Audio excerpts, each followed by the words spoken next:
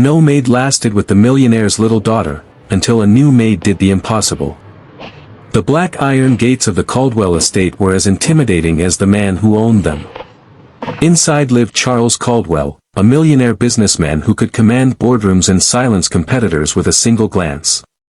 But beyond his wealth and power, there was one battle he had never won, finding someone who could stay long enough to care for his 7-year-old daughter, Emily. Emily wasn't like most children.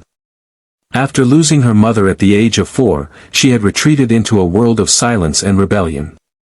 No nanny, maid, or caretaker lasted more than 2 weeks. Some left in tears, others in anger, defeated by the tantrums, slammed doors, and heartbreaking refusal to speak. To outsiders, she was the millionaire's spoiled child, but Charles knew better. His daughter wasn't spoiled, she was broken. And no amount of money could buy the healing she needed.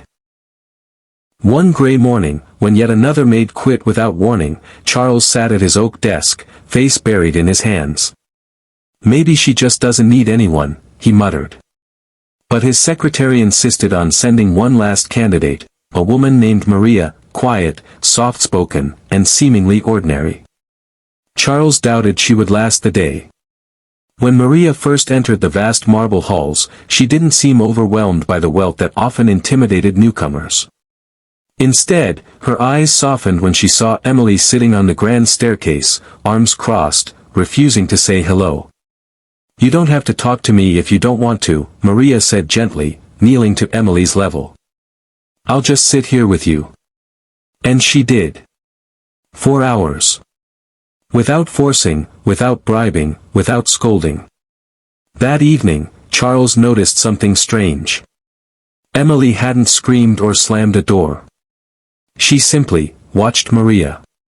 The following days were no easier. Emily tested Maria in every way. She threw toys, spilled juice on purpose, and shouted cruel words. Every maid before had broken at this stage. But Maria's response was always the same: patience. When Emily screamed, Maria listened. When she cried, Maria sat quietly beside her. When Emily pushed her away, Maria whispered, "I'll still be here tomorrow."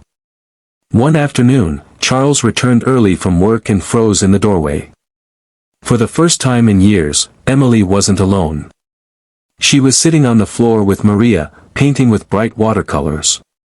Her laughter, soft, hesitant, but real, echoed through the room.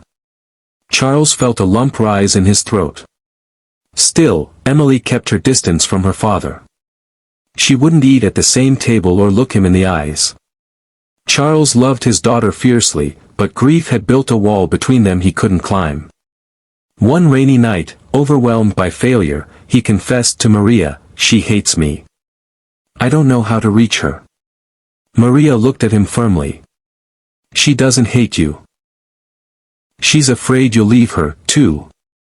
She needs proof that you'll stay, no matter what." The next day, Maria did something unexpected. She asked Emily if she wanted to bake cookies. Emily shrugged but followed her into the kitchen. As they mixed flour and sugar, Maria suddenly said, "Why don't we make extra for your dad?" Emily froze. "He won't eat them." Maria smiled knowingly. "Why don't we find out?" That evening, when Charles came home, Emily nervously placed a plate of misshapen cookies in front of him. Her small hands trembled as if bracing for rejection.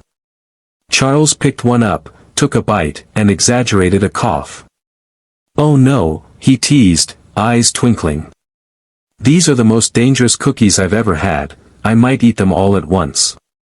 Emily's lips curved into the faintest smile. For the first time, she stayed at the table with her father. From that night on, cracks began to appear in Emily's walls.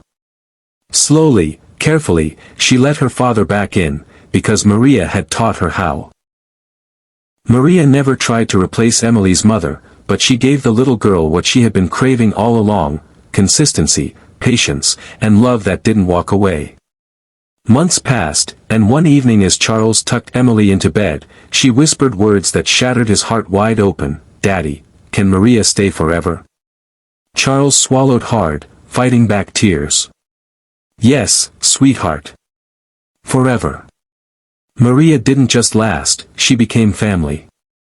She showed Charles that no fortune, no mansion, no empire could heal a child's wounds. Only love could.